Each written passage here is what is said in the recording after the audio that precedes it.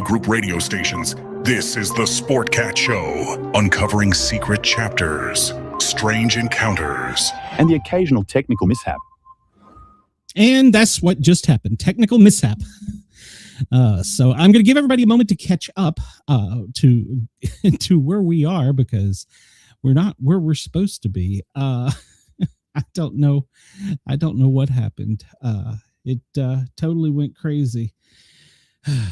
So we are going to be setting. I sent the link to the co-hosts, and I don't know what the hell just happened. Let me go over here and bring Harley in. Harley, we had technical difficulties, so I think we're up and running in Australia, so that's good. And Anne is backstage, so she got the new link. So Jesus Christ. Talk about stressing me out. Okay. So everybody, I appreciate your patience during the technical difficulty in the late start. We are live in Australia. Good morning in Perth. It's 10 a.m. 1 in the afternoon in Sydney. Good afternoon to you. Thank you for tuning in with us and catching up with us. I appreciate it. And it's WZQR and WRFN as well. Tonight we have two guests, as always. Our first guest, Anne, well, she's been here a time or two before, and we kind of like having her around, so we invited her back with her new book. So let me bring her out. Hello, Anne. How are you? Hi.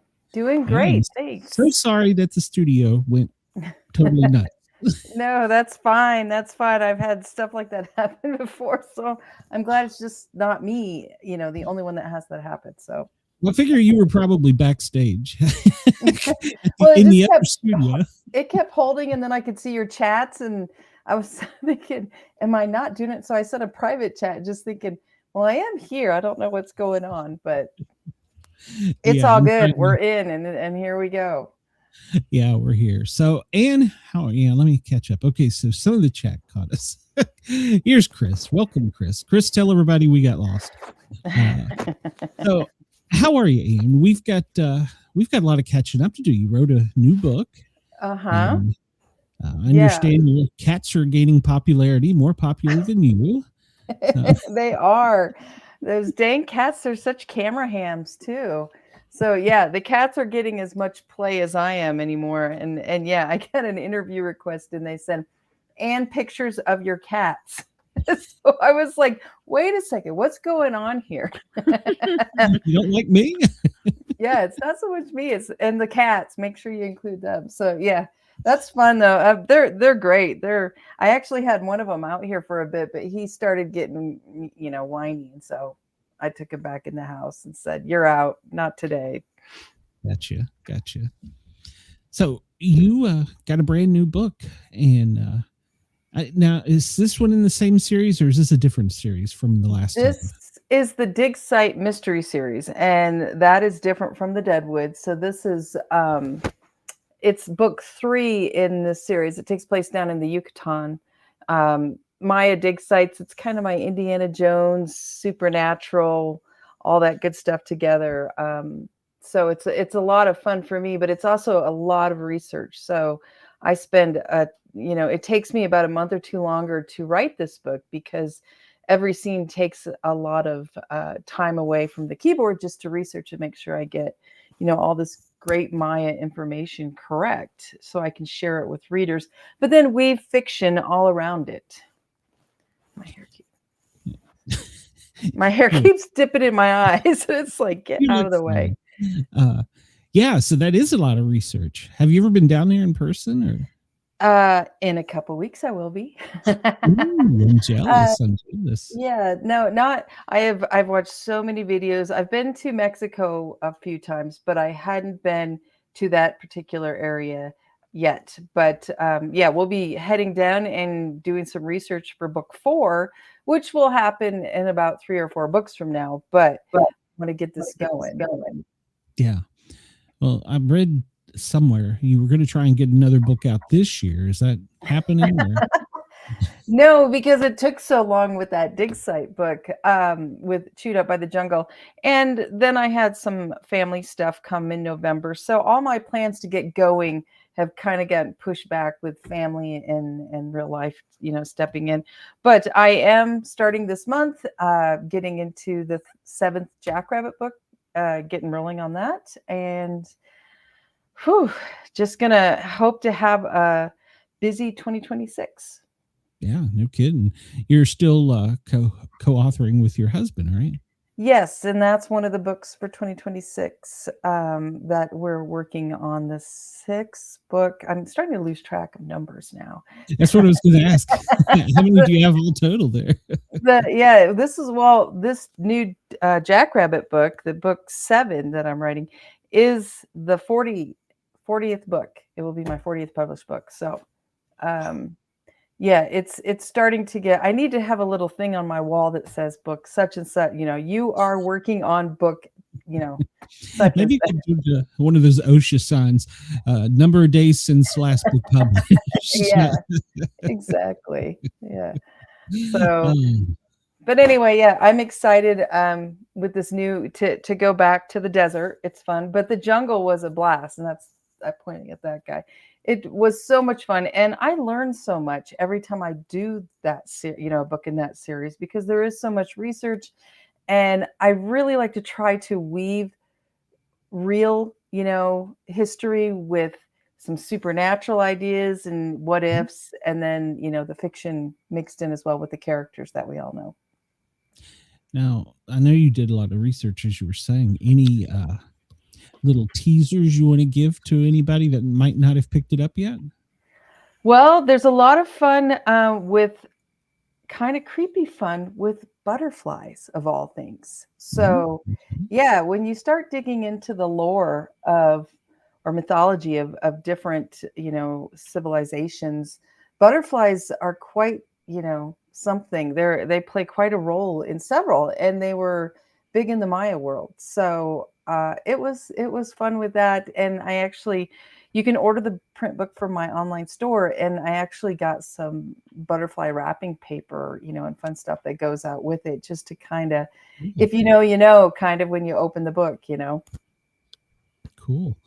Little butterfly fly out at you when you. Wouldn't that be neat? You open it and out flies the butterfly. So, I'd probably cause an accident, so that's probably not a good idea. You'd have to put a warning label on it, or the lawyers would get you. Exactly. Be cautious when you open this. Yeah. Open at your Hi, own Brenda. I don't need to.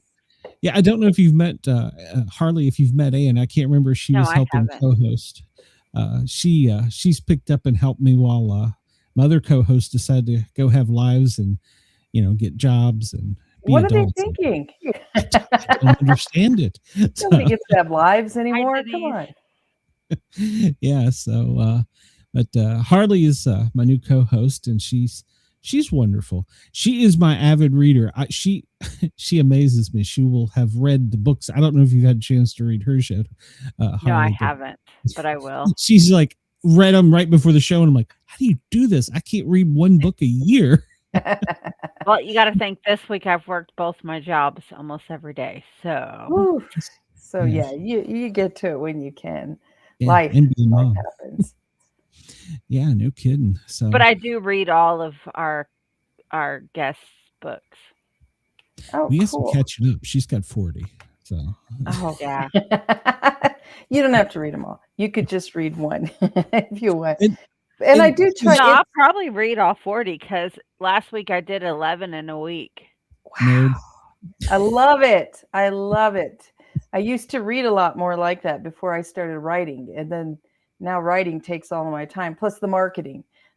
Before we got on, I was working on, I have a Patreon page now. So I'm trying to do really fun stuff for the Patreon folks that's unique to that's not on Facebook, that's not on anywhere. And then also there's YouTube that I'm building too. And so I have stuff that's just for YouTube people. So the whole social media, this whole AI and you can clone yourself, there's a part of me that's saying, oh yeah, I need some help here.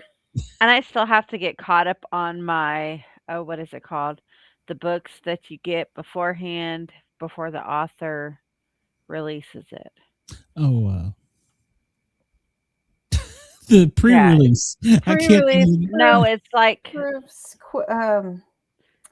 boy, I just you went know what I'm blank. talking about. Those, Arc. yeah, Arcs. my arcs. Yeah. So, is the one you've got now the new one? Is it a good place to jump on, or do you have a lot of reference to the backstory that you need to know? I try to write every book so that you don't have to read the previous books. However, it does enrich the story if you read the previous ones. I will try to introduce concepts in later books and just do a paragraph or so reference back to give you, in case you haven't read or you can't remember, what you read a year ago. Then it'll help you, refresh you. Oh yeah, that's what this whole plot is about. And then I'll go on. So I try not to spend a lot of time backstorying it, but I do give enough to try to help, like I said, if you've, especially like the Deadwood series is 14 long, and there are plots that I'm pulling strings from way back, in the early books. And so I need to give you a little heads up on what we're talking about here and what the situation was. So I do that. And it's the same with this third dig site book. If you start with one, it's always the most fun because you get the whole, some of the arcs at the very beginning instead of the whole series arc. But you can jump in. And I have had some different arc readers and reviewers jump into book 3. And it's really cool because they've written to me and said, I wasn't sure how this would go because I started at your third book, but I enjoyed it and I loved it. Even though I hadn't read the first 2, it was still, a great time. So I'm doing the job right, I believe.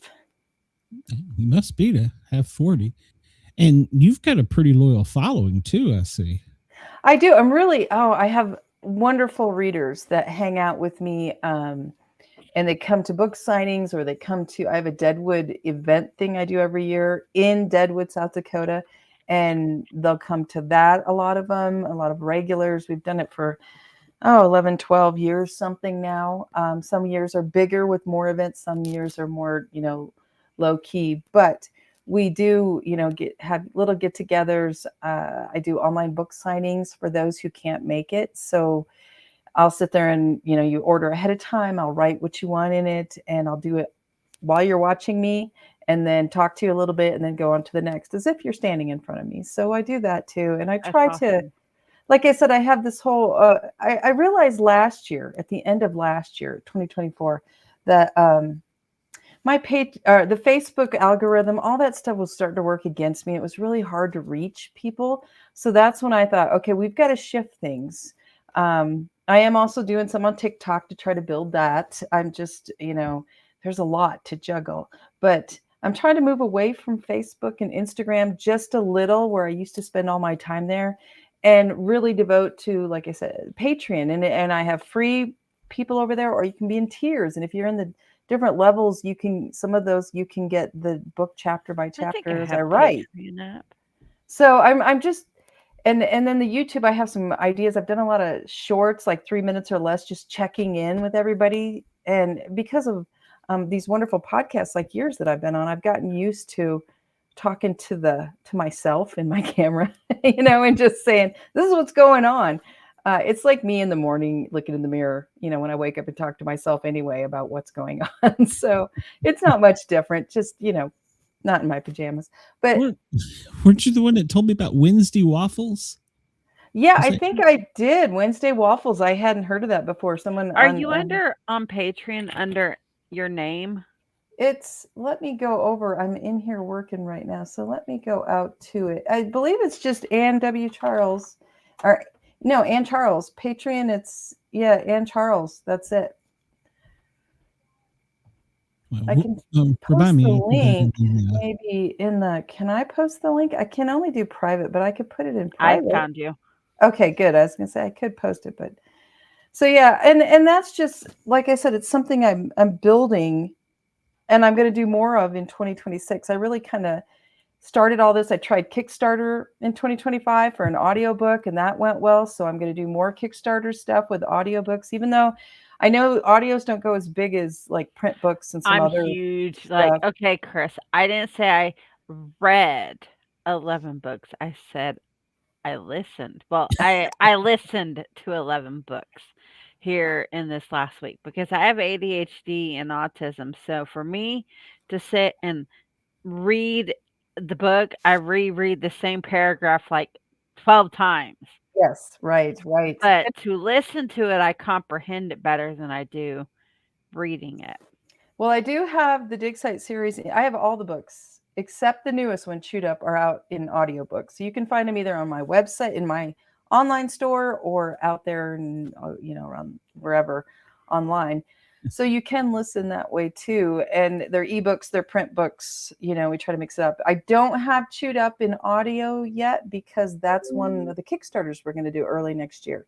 And it was a lot of fun coming up with cool, reward level prizes, or I don't know if they're prizes, but you can come in and say, oh, I want the $30 reward level. And then you get these extra bonus swag things. And so we had a great time doing that with Hip Deep in Bad Company audiobook, and it worked great. So that's why we're going to do it again for Chewed Up.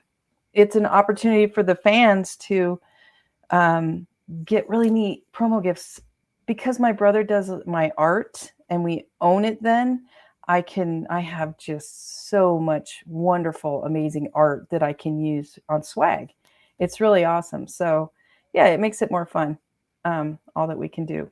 So just keep trying. I'm trying all kinds of different stuff to mix it up. Have you got the same, I guess, voice actor for each book, or do you change it up? We do. No, we stick to like for the Undertaker series, Jason Culp, he's amazing. He does all of those. Carolyn Schaefer does my Deadwood Mystery series. Lisa I've Larson. listened to a few books that Carolyn's done. Yeah.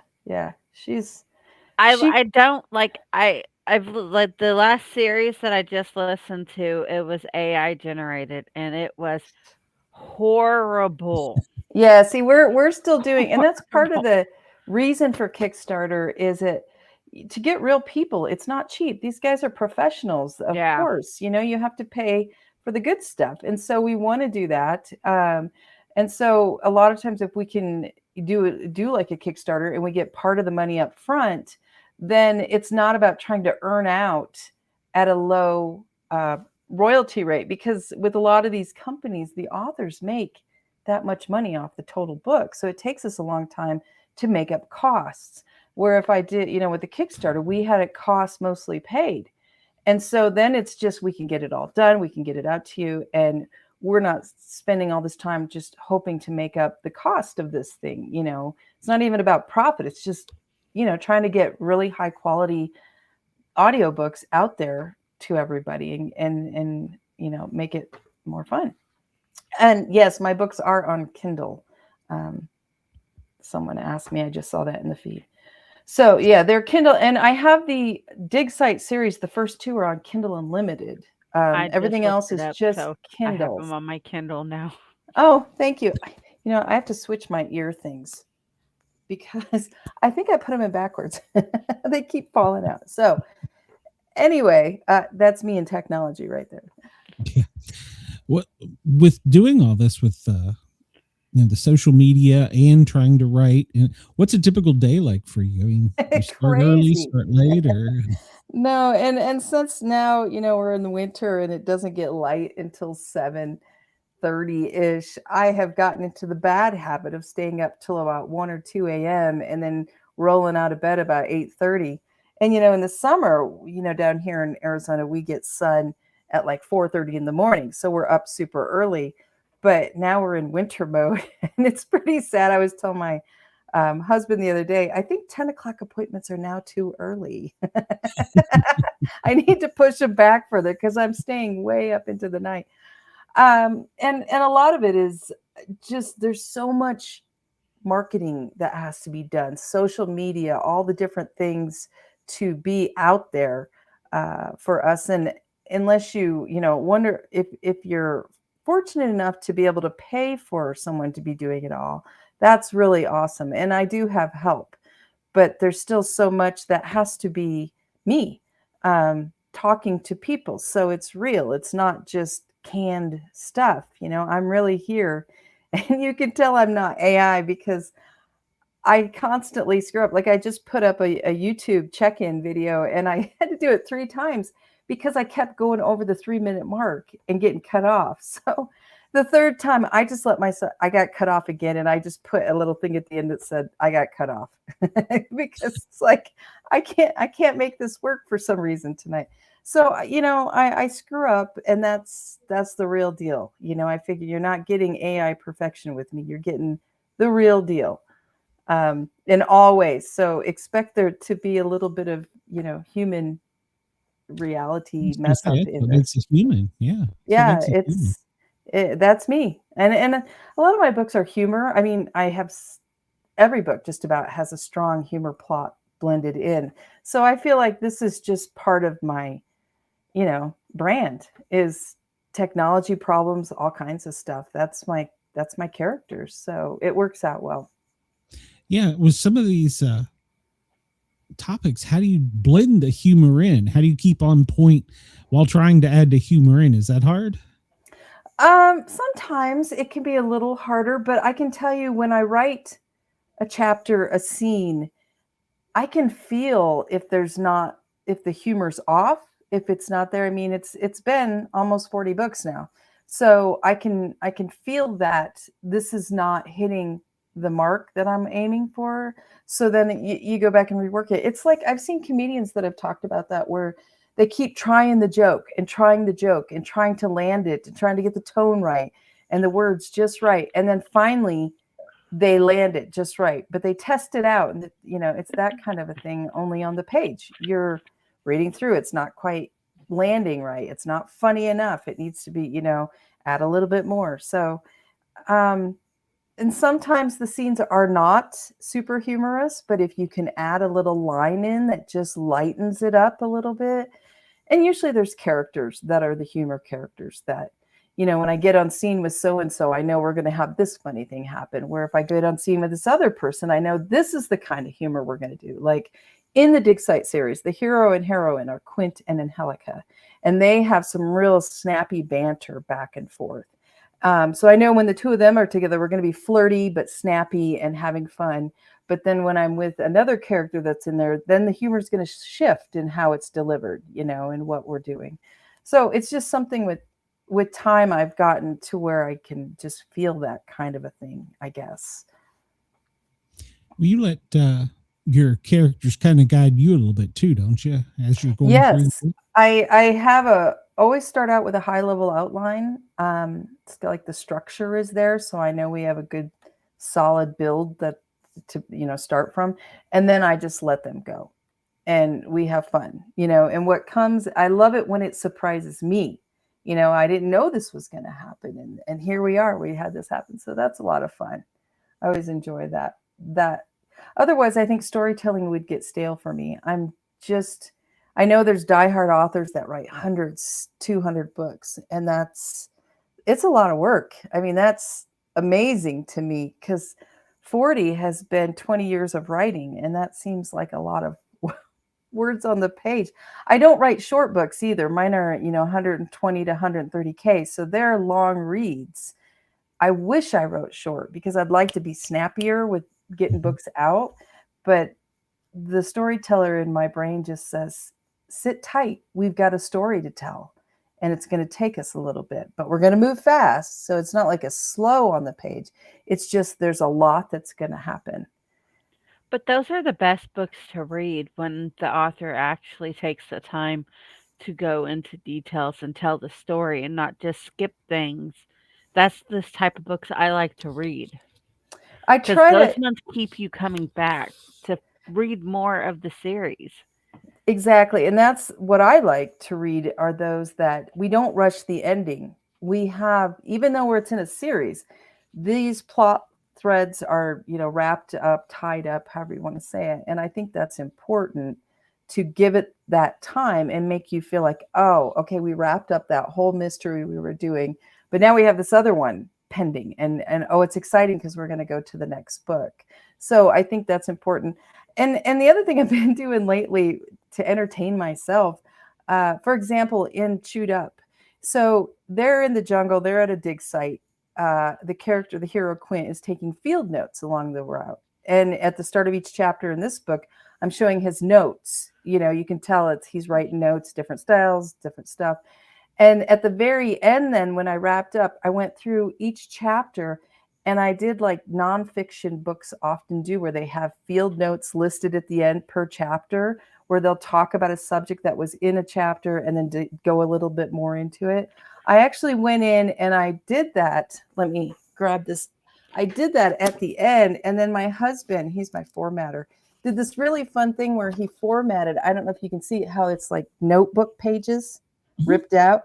So we do that for each chapter. There's field notes then. So if you read it again, you can go back, read the chapter, and then read the field notes to hear what Quint, the character, tells us behind the scenes about whatever they were talking about. So it just adds, I think, fun extras for readers. And I would love stuff like that in books. I did that in the last Jackrabbit series book. At the end, I came back in and showed a character behind the scenes. I showed you the dates and times when she was doing this extra stuff to solve a different mystery that at the very end, we find out she'd solved. But you don't know how she solved it. And then you read the extra, the epilogue, and you watch her go, there's like 6 or 7 scenes where we show, pages of stuff where it shows how she was behind the scenes doing all this stuff. And nobody realized it until the very end when she said, I've solved this too. Ooh. So it's fun for me. Yeah, it's just like, I think of it at movies. You know how in movies, sometimes you sit and you wait through the credits and then you see extra stuff that comes through. It's like that. You finish the book and then you get the extras. That's really fun. And they're not 100% necessary, but they add so much fun, I think, to the world. So I'm doing that stuff now too, plus writing.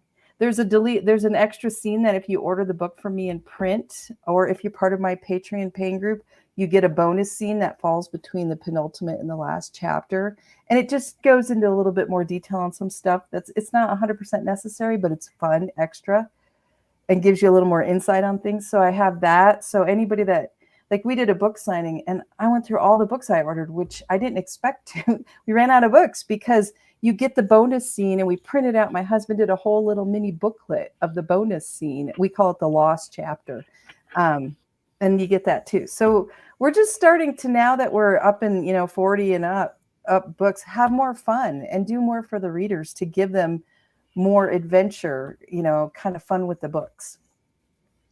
Keeps you connected to them too. I mean, right. Yeah. It's for the reader. I mean, this is all just, we are nothing without readers.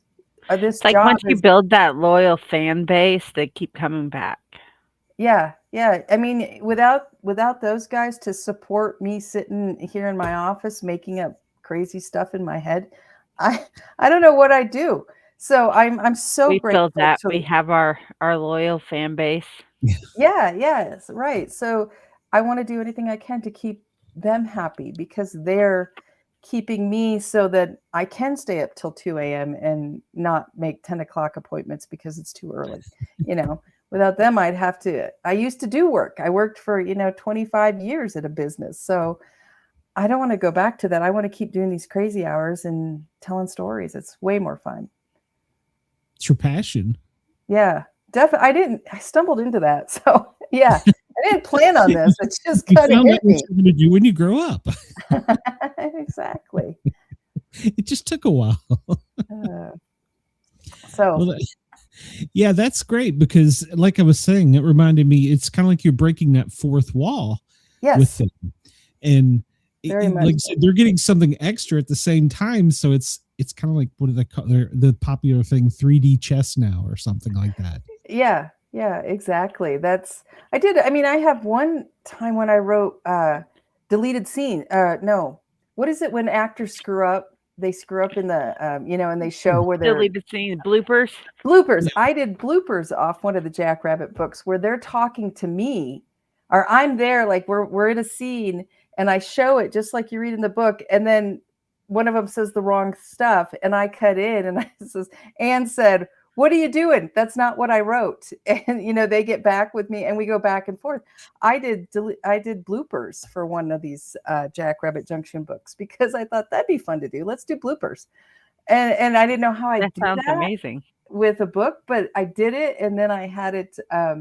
It's an extra you can get, which reminds me, I should to share that with people on Patreon, because I don't think a lot of them probably haven't seen that, because that was like 5-6 years ago that I did that.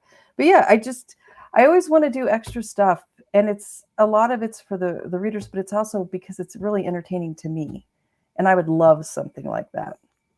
It's fun. It's fun. Yeah. And I've never thought about an author doing that. And that's kind of cool. Because I'm picturing, like in comic books, Deadpool does something like that. Yeah. I don't know if you've ever read any Deadpool, but he'll like stop in the middle of a art page and he'll be like, "What are you doing? That's not what I'm doing here." Exactly. To the artist. Yeah, it's finding a way to do that. It's a challenge, I think, for the author, the artist, to deliver that. And if you can pull it off, I think it's really fun for the readers. I know anytime I've come across stuff like this, I really enjoy it. I don't see it often, but I think it's a lot of fun. Well, as you were saying, it's so much extra work. It is. It takes me, another week or two that I'm putting into, the lost chapter is 2 scenes long. It's not, a little thing, just a page or two. It's pages. And so it does take time to go back, and you got to be careful you don't ruin the whole regular book with this stuff, but you give the extras. The field notes in this took me a little bit longer, because I had to go back through and think about, okay, what would we talk about in relation to this chapter that happened? And what would Quint, the character, say in regards to what we were talking about in that chapter? So it's not even Anne coming in and telling you field notes, like references, authors. This is the character doing that. So how am I going to do that? And it's just a challenge that, I don't know, it keeps me entertained as an author to try these different, things. Now, you're writing that. Your husband's not co-writing any on these, right? He writes the Undertaker series with me. Yeah. So he's currently, today, I just wrote him before we got on, just saying, how's the writing going? Cause he's working on number 6 in that series at the moment. So we plot together, brainstorm together. Then he goes through and writes first. And then I come through after and just do my part, adding on. I think of it as building. He builds, we plan out, the drawing of the house. He builds the studs, the walls. I come in and put some paint and do, let's put these curtains in here, and just together we build the story, and see what comes. But yeah, he does a lot of that initial on the blank page, the blinking cursor stuff. So it's wonderful for me because I don't have to look at the blinking cursor much. There's words there. Yeah, right. Yeah. Writer's, what do they call it? Writer's block, where you're just sitting there looking at the page, like, what do I put here? Yeah. What am I going to write today? Do you ever have writer's block? Oh, I do. Definitely. Especially as I've gotten older, and like last year, my mom passed away and I was out for about 2 months. I just could not get my brain to tell funny fiction. It was just a hard time. And it wasn't just the grief. You're making your way through that. It's like the creative side of me kind of went away. And I was really nervous about, boy, am I going to be able to come back and write humor like I did? She was one of my first readers, always. And so part of it was sharing with her and making her laugh, and it was a shift. So I really, I gave myself permission to take some time, and then when I came back, it was like, okay, let's see if we can do this. And that was when I wrote Cops and Clobbers in Deadwood, number 14. And it was, oh my gosh, I thought it was going to be so much easier than it was, but it was tough, but that's good for me because it challenges me to write this kind of a story. It was, gosh darn it. What is it? I can't think of the kind of mystery it is. My brain's not working tonight, but anyway, it was just a style I hadn't done. And I didn't know, I thought it would be easier than it was, but in the end it wasn't, but it came out really, I enjoyed what, finally came out from it all. But I think that's part of writing growth as a writer, is to continually challenge yourself to try something new and different and see if you can make it fly. And in a long series like the Deadwood series, where there's 14 books, I try to do that with every book and use a different theme and premise and style and what are we going for here, so that when you binge them, you don't feel like this is the same book, just a new number on it, same type of thing. Everyone needs to feel a little different with the same characters. I think that's important for the binging. And I'm a binger, so I don't want the same thing over and over. I want the same characters, but I want to feel like each book has a different flow to it and feel. And yeah, I mean, Harley, you're a binger, it sounds like. So if you have the same, Hardy Boys maybe style mystery, and I'm not trying to diss them, but something like that, it's going to be, okay, I'm losing my interest, they're all, I write character driven mysteries. So that really helps too, that you're watching these characters grow and change over time. I like that you mentioned the Hardy Boys, because as soon as you said that, I was like, yeah, I think I only made like 3 books in or something. Because it was a style, right? And those are great, but after a bit, like Nancy Drew and Yeah. Babysitter's Club, they were all the same yeah, concept, but not different. I think if you're going to write long, you have to really work at making it feel like life. I mean, every year of your life is different. Every month is different. You could put themes to your life, and like this month, oh God, this was a bad month theme. Mercury was retrograde, and everything that could go south did, and it was just about survival. Making it till the end. And then this month was all joy, joy, joy, and happy times and funny stuff. So it's like life. Everything switches. So every book has to feel like a day in the life of how, things change. Now, you've got the series that, like, ones you said on, this is 3 and 15's coming out on the other. Have you ever thought about doing a total separate one? Like, I have thought about, I've got a couple other series I'd like to write, but I don't have time because wonderfully, I have the problem that the readers, when I'm writing a book and delivering, as soon as I put it out, I'll get, when is the next such and such coming? And I get emails, when is the next Deadwood series coming? When's Undertaker? I've been waiting for Undertaker. I love this book. When is the next Morgan Sisters and Jackrabbit Junction? I've been waiting for that. So, and in the last few years, because of, like I said, my mom passed away, my dad almost did, I've had breaks. So these poor readers have had to wait a little bit longer. But thankfully, there's a ton of authors out there that write really great books. So, and I've got a lot of author friends that I'll say, have you checked out so-and-so? While I'm writing and trying to get my, buns back going, you might want to check out so-and-so because she's really funny too and writes great stories. So I always think of it, authors shouldn't think of it as we're competing against each other for sales. I think of it, we are joining together to provide multiple, entertainment things for readers. So I need all my author friends because I don't want to write 24/7. I want to enjoy my life too, and live a little. That's a good point. Do you have any authors, if you want to drop names, that's okay, that you really enjoy as much as some of your fans enjoy yours? The problem I have is I don't read what I write. I love historical romance. I love to watch sci-fi movies. I don't really want to watch historical romance so much, but I want to read it. But I want to watch sci-fi movies. And I'm really disappointed that there's not more sci-fi constantly coming out because I love those. And so it's like I love adventure too, movies. So it's really weird. I don't read a lot of what I write. The mystery, I see mystery subgenres in other shows like a science fiction, and then I pull that in. And really my books are not just mystery, but I had to throw something on it to fit it on a shelf, or a virtual shelf. So mystery is kind of where the main focus often is, but they're really mixed genre. I mean, I have supernatural down in the jungle with history, because there's a lot of Maya history. a lot of humor. There's some romance. So I just throw those all together. And then I go, and it's a mystery too, by the way, because they want you, publishers or different sellers want to say, well, what do you write? And you have to try to explain to somebody.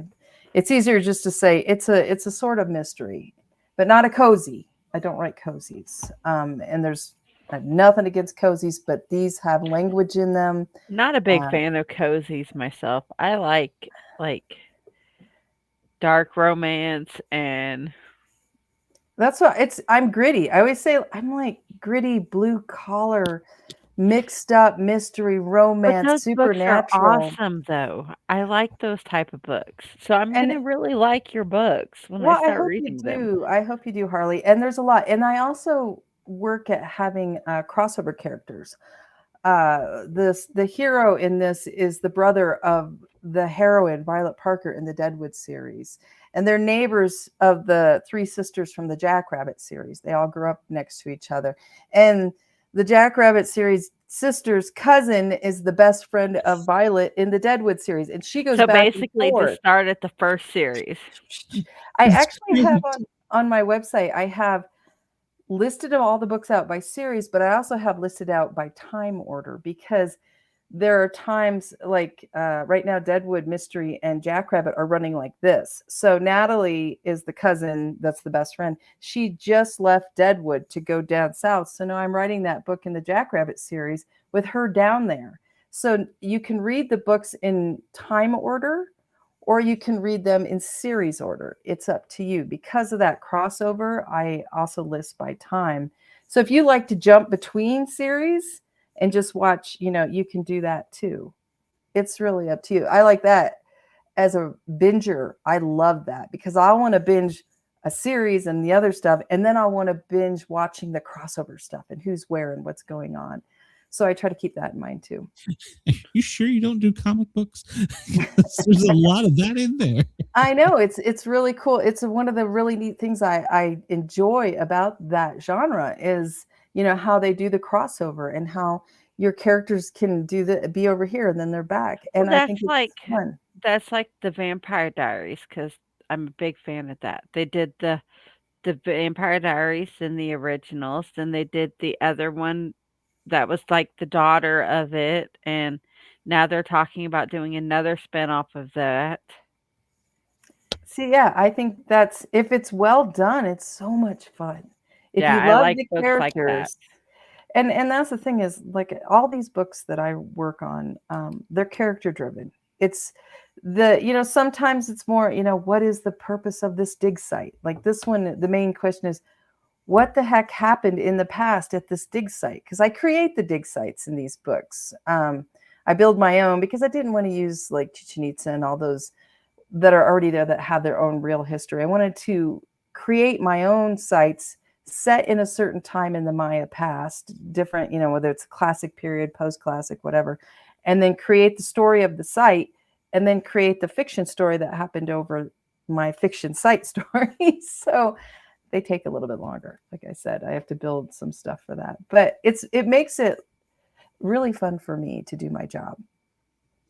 I was going to say, if Violet and Angelica walked into a bar, they would not get into a fight. They would know each other. Yeah, right. So yeah, that's what's fun is when you bring in a character from another series and seeing how, but keep them in their character as they were in the others and just have them set them in a new place. And it's a lot of fun to see how they blend in and what mixes, And then I've also in some books, like in book 2 of Make No Bones About It of this series, I introduced a character named Maverick. And he's actually in like the second book I ever wrote that's shelved. He has his own story. And one of these days I want to write that series. So I've already built in where he's part of, he knows this crew. So I've already, seeded it for another one. So I was going to say, do you have a big encyclopedia where you keep all this? Or I have a wonderful reader, and now there's multiples, but she came to me back when I was just like 5 books in total and said, oh, I've read some of your books. I'd love to help you if you keep track of details. Like eye color, hair, clothes, cologne, perfume, all that stuff and more. And so she goes through the books when I'm done and she puts them in this huge OneNote I have for each series. And so I can go back and go, wow, what is it that's, they said or what? So when you do series, it's very important, keeping bingers in mind, that you don't bungle up something that you set in place about a person or a thread, whatever. You need to be spot on because bingers are smart and they catch it. And there's nothing, as a binger myself, there's nothing that's more annoying than when, hey, this isn't what it was 2 books ago. Something happened here and we changed eye color, we changed this, and there's no reasoning for it. So it's so important, I think, that you keep track of all details like that and deliver to make this, when they read the series, listen, it's seamless. It's just, they sink into the world totally and it's real, all the characters are real. I like that. Yeah. So you've got, and when you do the Deadwood, you've got your own little con. So. Yes, it's fun. The cool thing about Deadwood is it's really a town. I mean, I grew up there a lot and I still go there all the time. I have friends, family there. And so I used any public building, library, whatever. There's a lot of public buildings. I've used them in the story. They are, part of the characters of the setting. And you can go there and you can go to the different places and see where the characters go for this or where they go to the library or here's this building I talked about. And I use the building because it's a public building. I can talk about it and describe it as is. And so you can go to Deadwood, South Dakota, lead the whole surrounding area and follow what you've read about in the books and see it all. It's there. So it brings it to life even more, which is so much fun. I love being able to use a real setting with the real landmarks for a lot of it. And with you mix in a lot of the paranormal with this. Yeah. Have you mixed in things that you've actually had happen or? I have mixed in things that people have told me. I now have this wonderful thing that happens that people come to me and they tell me ghost stories that they've experienced. And it's awesome. I love hearing that. So I've blended stuff like that. I know, like I said, using the real buildings in Deadwood where everything's haunted. I swear there it had such a rough past, violence and, stuff that has happened that there's a lot of ghosts all around. So blending in what I've learned about the history with ghosts people talk about, there's a little boy ghost that's in, I think, the hospital or the opera house up in Leeds. So use that. Here's this little boy ghost, that everybody has stories about.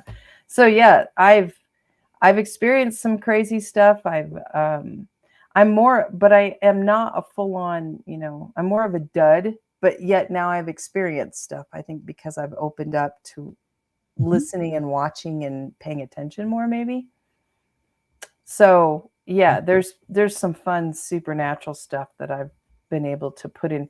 And the Maya, the dig site series, oh my gosh, the Maya had so much in their mythology with all these wonderful paranormal like beings. And with that whole series, the idea is, what if the Maya mythology was based on true creatures they saw and dealt with at their time, and what if they're real? Some of these wild and scary things that they talk about, what if it's all real, and they were there, those beings and gods were really there, and demons that they had.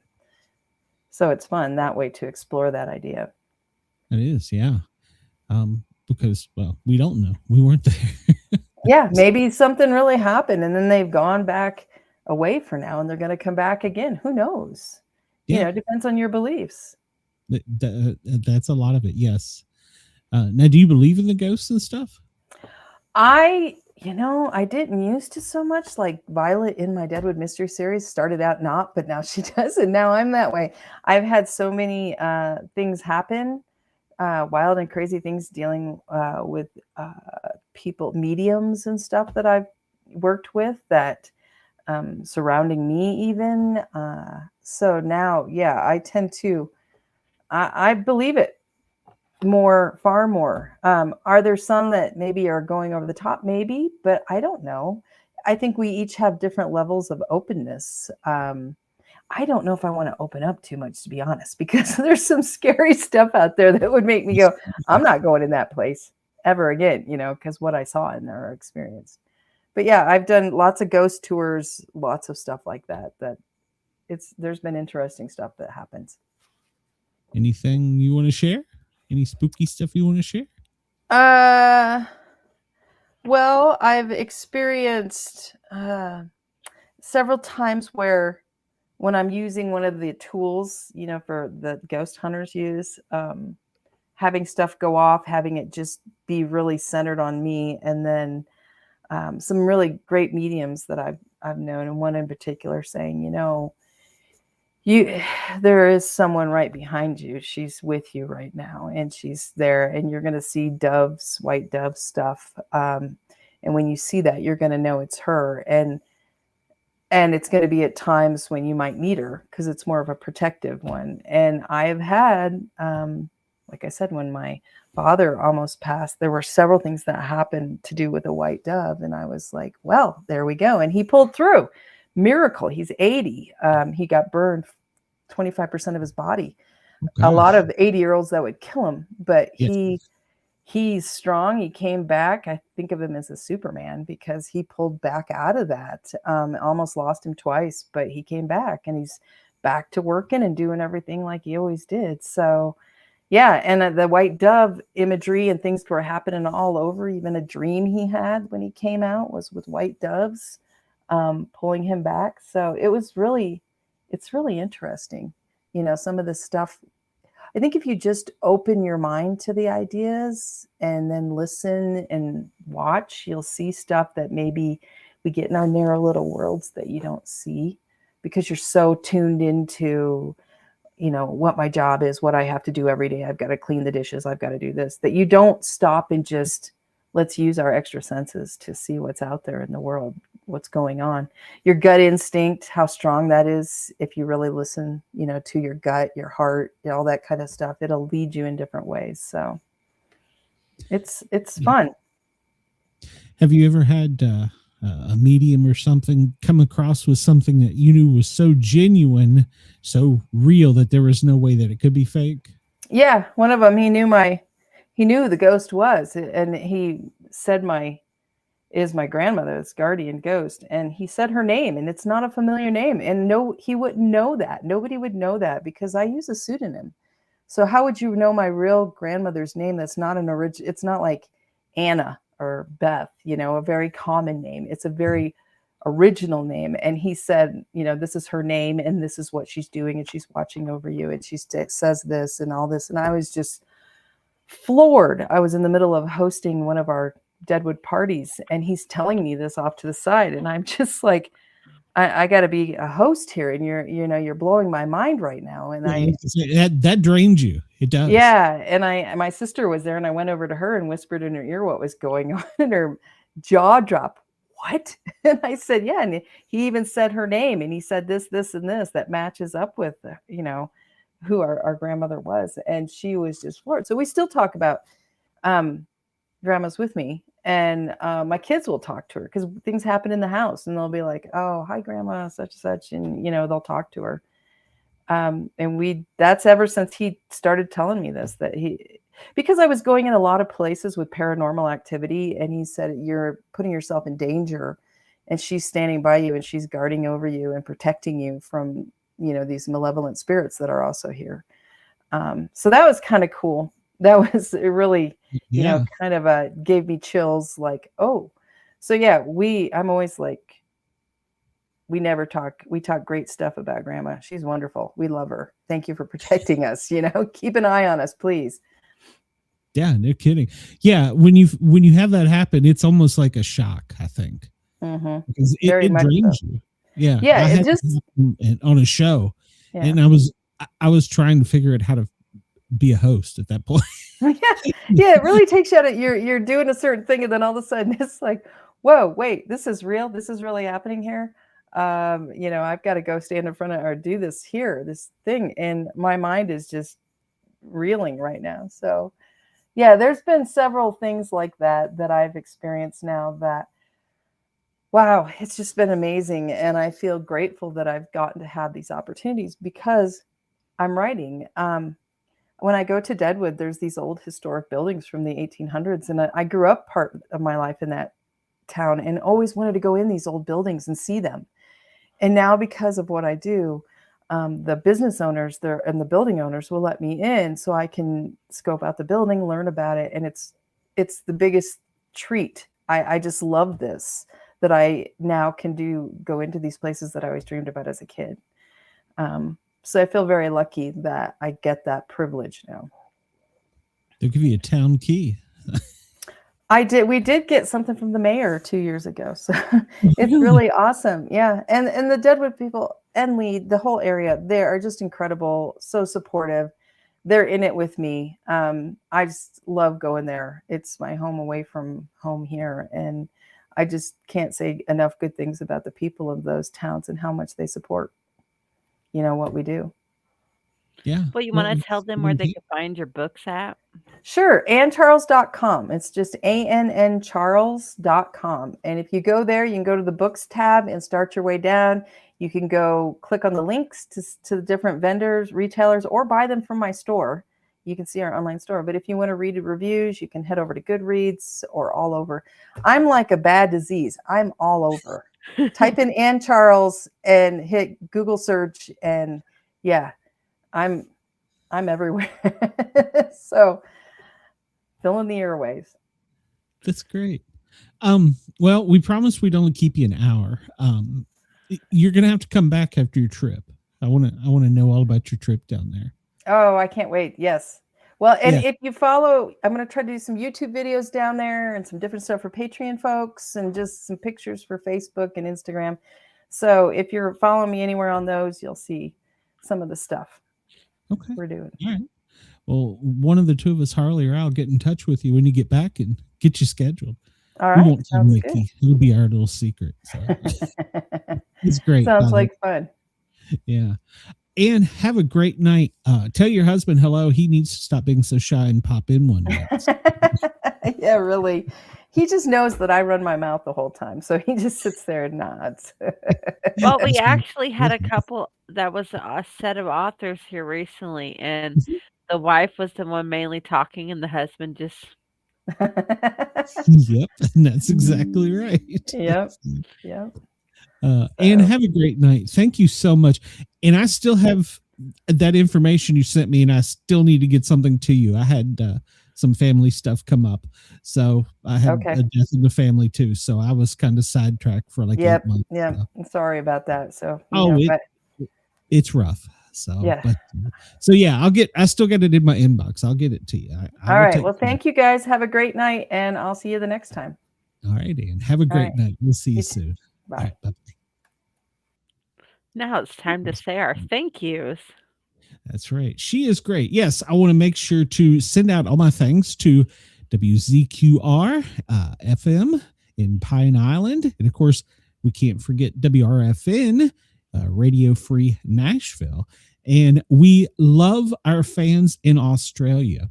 Now, I want if you're hearing me anywhere where you can hear my crazy voice, please come over to YouTube and find the Sportcat shows and hit subscribe because, well, we're just better that way. So come over. It costs you nothing. It means a lot to us. And if 10 of you forward this to your friends, you'll win the lottery tomorrow. So there you go. I've got to push a button here real quick to keep us on check. And then I have to follow up with an email to see if Tara got the link. So I'm not sure. So, all right, hold on a second. Let me push. I don't know where the hell the button is. You're listening to a Dare Media Group radio station. Daring Australian Radio Entertainment. Dare Media Group is the home of these online radio stations: Radio X Gold, Radio X Country, 6RXM Radio X Magic, and Dare Talk Radio. Find out more at daremediagroup.com.au. That's right. You can find us all over WRFN, WZQR, and in Australia with Dare Talk Radio and Radio X. And as we always do, we have two guests. And Tara is our next guest. She writes young adults, and she actually writes about a topic that is very pertinent to this day and age. So if you have small kids, gather them up and come in here. We're going to talk some fun stuff, but also some serious stuff. Let me bring Tara out here. Hello, how are you? Hello, I'm good. Thanks. How are you?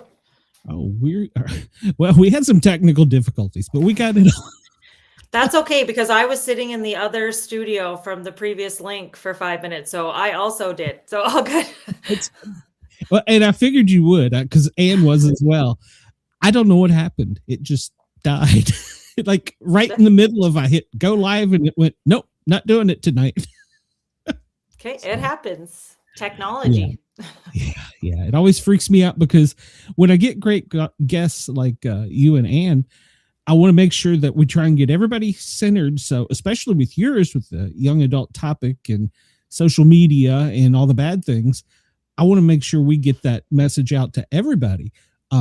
In fact, our listeners in Australia, I think, well, it's probably already happened over there, but I think at like midnight, their kids are pretty much locked out of social media.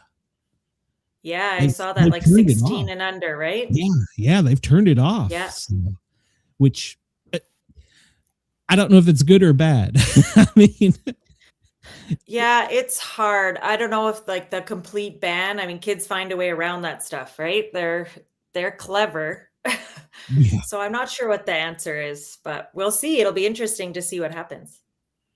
Well, you do write such good stuff, but you also weave the dark in there. And I know you're also a teacher, so you kind of have your field research at your full-time job. So, I mean, literally. Yeah, they inspire me daily. Well, I'm sure. Yeah. What age group is it? I don't remember. Yeah, I teach 14 and 15-year-olds primarily. Ooh, that's a tough years. So yeah, that's tough years. So you've got to be mom, counselor, teacher, and author. Yeah, I do it all. Yeah. Yeah, they are a tough group, but I will say they are the best. I love that age group. So I think you have to be a little crazy to love them, but somebody's got to do it. So absolutely. And we thank you. You don't get paid enough. We thank you very much for doing it. As a paramedic, I can tell you, I couldn't do it. Yeah, well, that's crazy to me, because I could never do that. So yeah, it's my neighbor we grew up together, and I went off and became a paramedic, and she became a teacher. And so I'm like telling her all the time, I couldn't do that. She's like, you think I could do what you do? And I'm like, I just make it up as I go along. Yeah, so. Yeah, we do too. Don't kid yourself. I'm sure. Well, how do you weave that in though, because like if you were a paramedic, I couldn't tell you a story about something that happened. I would have to say, Bob down the street here fell and hit his head, have to make it up. Fiction. How do you weave your real life into that? Yeah, so my books are fictional. They're definitely not based on like one kid and their story. But I take like little situations that I see on a day-to-day basis, and I take little qualities of kids that I've seen throughout the years, and I kind of put them all together. So my main characters, they definitely have qualities of kids that I've taught, but like many kids all jammed into one. And thankfully, my newest release, At Least I'm Trying, is completely fictional, and I've never had a kid who has dealt with this, thank goodness, and I hope it stays that way. But definitely they're like mental health experiences and just some of the little things they tell me about what's happening online. I weave that in. And then also, stuff we deal with as teachers, because all that stuff that happens online kind of makes its way into the classroom, on a day-to-day basis. So, what types of things are kids saying online? What are they doing? They make, rumor pages and all these little things that actually happen. I put that into my stories. And did you Snapchat in this story, right? Mm-hmm. Yeah, Snapchat is brutal. It's crazy. Yeah. And it actually was, I was inspired. I overheard some girls talking about snap maps. And if you're unfamiliar, it is a feature of Snapchat where basically their real live location is broadcast to all their followers. So they all use this tool so they can keep tabs on each other. But I asked them, like, do people that follow you, are they strangers? Oh, yeah. Like, so they know that you're at school right now and where that school is. So they can see you when you're at home, when you're at volleyball practice. Yep. They had no idea like why that was problematic and why I was kind of like digging for more information. So that's kind of what triggered this idea. It was looking at Snapchat and other tools, other online platforms, and how they're used by predators to find kids. That's crazy. Mhm. I'm so glad kids don't have Snapchat. Yeah, don't. Yeah, it's not good. Yeah, well, they're naive to it. They don't think that. I will say they don't think they're invincible, but they haven't been exposed to. Well, it's like Roblox too. Yes, that's a huge one. The chat feature, I'm glad they made it where you have to age verify now to be able to use the chat feature. Yeah, because there was a time I don't think you could even turn it off. No. It would like had to be on. You don't know what you were getting messaging you. It could have been a grown man or a woman acting like a child. It was creepy. Yeah, Roblox was a big one that came up in my research as well. Yeah, I think it and Snapchat, I think, are the absolute worst. They'll come up with something new tomorrow, I'm sure. Oh, absolutely. Now there's all the AI stuff you have to worry about. There's I have unlimited material for future books. Let's just put it that way. I'm sure. Well, yeah, because you can take a picture and convert it, do whatever you want to it just from a Snapchat. Well, I don't think you can save pictures on Snapchat. But no, they disappear. Okay, so like from Facebook. Yeah, if you wanted to save a picture and then put it on or do whatever to it. And I think the kids are naive to this. Yeah, I think, well, all teenagers, right? They engage in risky behavior. That's actually what they're supposed to do developmentally, is to engage in that risk behavior. And we all did it, everybody. But now with the online tools, it just makes that risky behavior so much more permanent. And it also opens you up to so many more people and so many more dangerous situations because you literally have the world at your fingertips. So kids are continuing to engage in risky behavior, make mistakes, because that's literally their jobs. But now we're giving them the entire world in their bedroom and not helping them navigate that space. And I mean, that's not everybody, but so many kids are just given that phone when they're 10, 11 years old. And here you go. And that's it. There's no, conversation My or kids tools were not moving given forward. phones that can leave the house until they turn 13.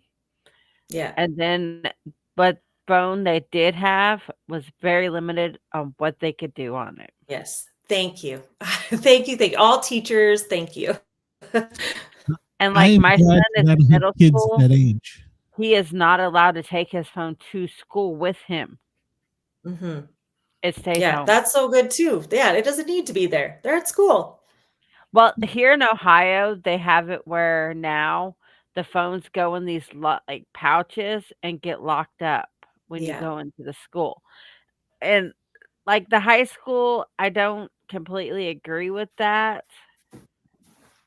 But in like elementary school, they don't need phones with the child. The child don't need it. Middle school, if they're like 8th grade, maybe, because my son's in 8th grade, but I still won't let him take his phone to school. But anything that's not high school, they don't need a phone to school with them. Yeah, I agree. Yeah. We got a Christian. Can't talk. That's my only job, to talk. We have a question from Chris. I don't know what I was doing. He asked, does Tara feel these kids have generalization in their minds that potential predators are just boomers who don't understand how to use technology? That would be me. Yeah, I think even when I have conversations with them, they're just, I guess that we did the same thing when we were kids too. Like, oh, you don't know what you're talking about. You don't understand, right? But And it's I don't so bad understand a lot of the nowadays. tools they use. It's so bad Yeah. nowadays with predators that we can't even send our kids outside to play by themselves. Mhm.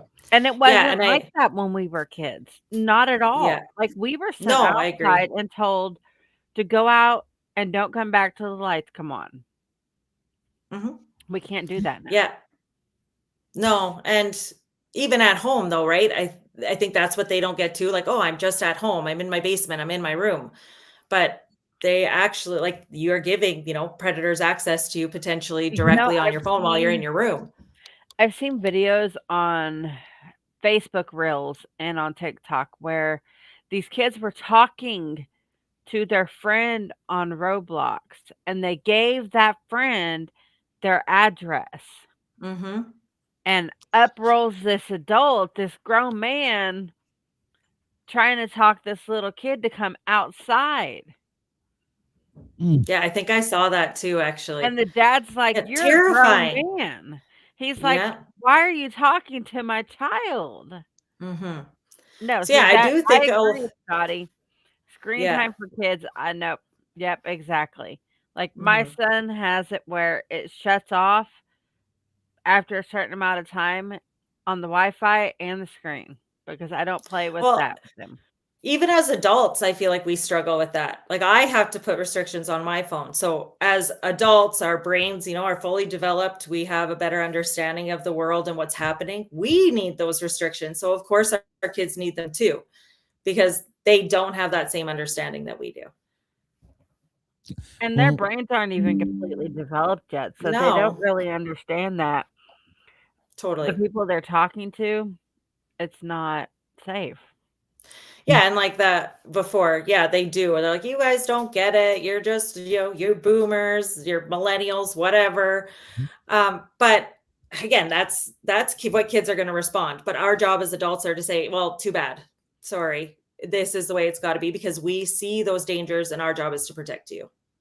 So, I'm so glad that I don't have kids that age. Unfortunately, I have grandkids that will probably be that age soon. mhm. So, Yeah, yours is little still, so you have like, when he gets bigger, there's gonna be a whole new set of things to yeah, worry about that's Who gonna be knows, worse right?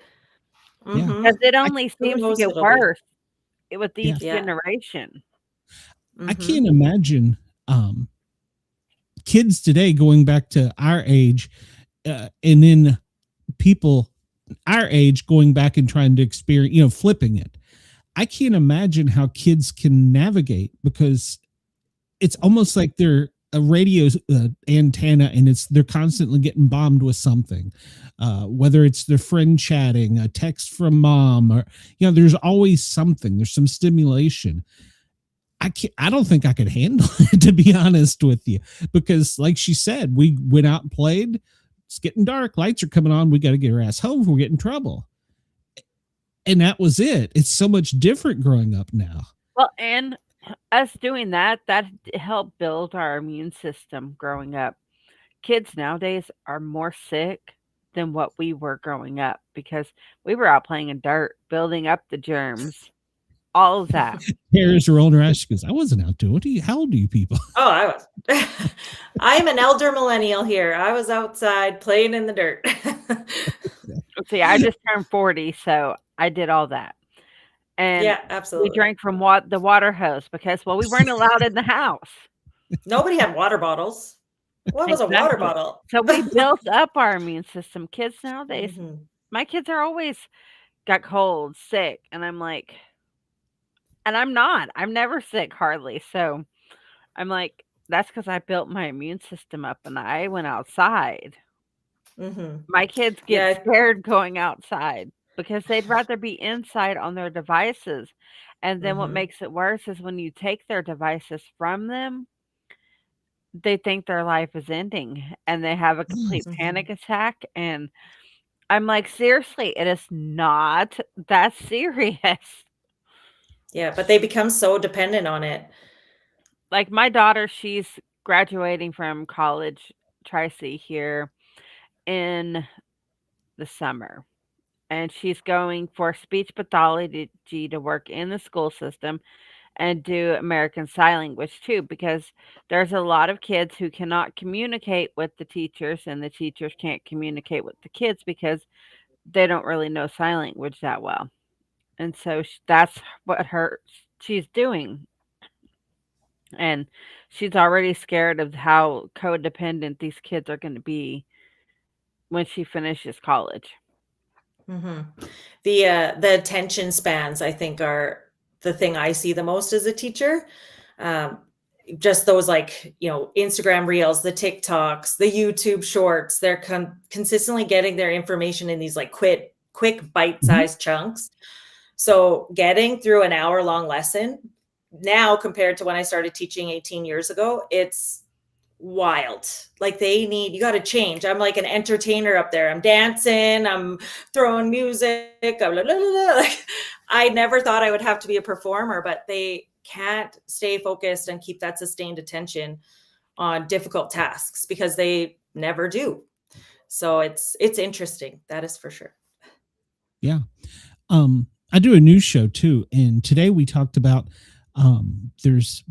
they call it a cult, but I'm not sure. And it started with Roblox. Is that the name of it? Oh, I heard about this. Yeah. Discord. Yeah. And then I guess they talk them into doing something bad, or they maybe use AI. And they've had several that they talked into committing suicide. Yeah. I think they use sextortion. Yes. Yes. Mm-hmm. And that is, I mean, even as a paramedic, I see some bad stuff, or have seen some bad stuff. That's horrible to me, but this, like you said, that's the things they're bombarded with. And then, like I said, I don't know how I could have dealt with it. Your main character in your book, she was basically the straight A student, the goody two shoes, you know what I'm talking about. They were the perfect student. And then boom, she got into something. What? Tell us about that. Well, don't give away too much of your book because obviously you'll sell it. But, give us some tease. Yeah. So I wanted, like, during my research, I came across the fact that, like, victims of like these kinds of situations, they don't fit like a particular mold. It's not, somebody who you look at and be like, oh, well, of course. Like, you'd never know. So my main character, Reese, she is like a star student, a star athlete. She comes from a wealthy home, has a good family. Like, on the outside, everything looks wonderful. But then she meets a new friend and starts to kind of get geared into this new lane, and is introduced to this man from Snapchat who she has no other ties with at all. And that's when things take a turn. So I did that very intentionally because I think people have a vision in their head of who is a victim of trafficking or who is a victim of grooming. And that's just not the case. It can be anyone from any neighborhood, from any home, from any family. So that's why I made Reese the way I did. And I live here in Atlanta. And Atlanta is one of the number one areas for not just human trafficking, the whole thing, not just children, for the whole thing. And it's one of the number one areas. And being in public safety, one of the nurses I work with, her husband, his entire job is doing what your bad guy does. But he tries to lure the people that are already doing stuff so like he's trying to, like, hey, I got a network of such and such. And I asked him, I said, how do you mentally deal with that when you come? Because it's hard enough as a paramedic, but you're dealing with the most sick people, and you have to, during your day job, so to speak, be one of them. How do you come home like that? How does that not change you? That would be very difficult. Even just writing some of the things was very, like, it took a toll, like, to put myself in that situation and research those situations. So I can't imagine, like, actually immersing myself in that and, like, contacting those people and having communication with those people. Yeah, I cannot. Yeah, I mean, I don't want to sound like beating a dead horse, but those are the sickest of sick people. And a lot of times they're actually very smart. They're not just some, homeless guy on the street. There are those, but for the most part, these people know how to use the technology. They're adult. They know how to manipulate that young mind into doing what they want. It's like a very prescribed, like everything I read followed a very similar formula almost. They target someone who has some kind of vulnerability. They play to those vulnerabilities, say the right things, do the right things.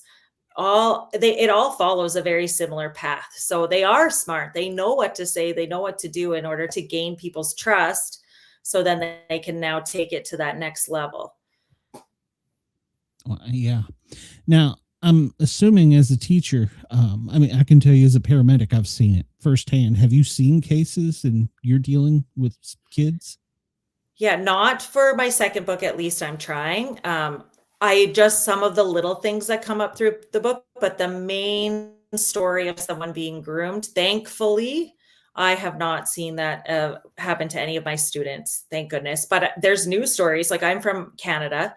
It's on the news all the time, almost consistently of, this happening with the sextortion, like you talked about before, and with the trafficking through these platforms. So it's around. I'm just very grateful it hasn't happened to any kids that I've taught. Atlanta's horrible. And yeah, it's on the news almost every night. And, I got friends that work, like I said, in the professional ones, like you said, they will hone in, and some of them, even the high tech ones, like when they come to your house or wherever you are, they have transmitters in their vehicle that will kill the cell signal, so they can't call for help. They eliminate it. The only one you can communicate now is me. And it's incredible. It really is.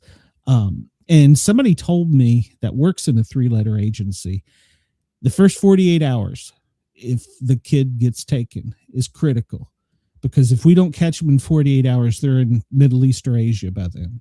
And I was like, how did they do that? And he's like, you would be amazed.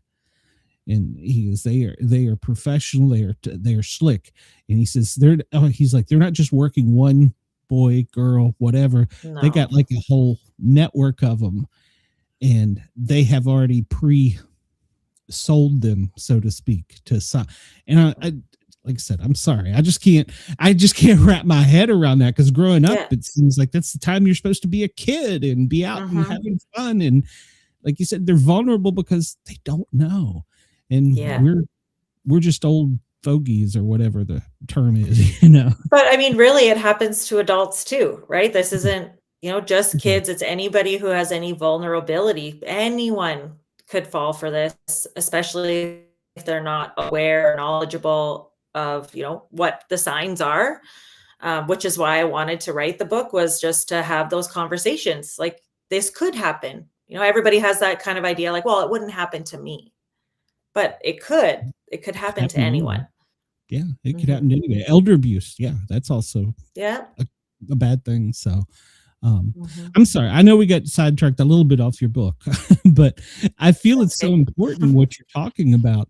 I mean, it's great that you've put it in a format in young adult that can reach them, and hopefully, I guess you've put it in their language, and they can maybe see, hey, this is something I should be paying attention to.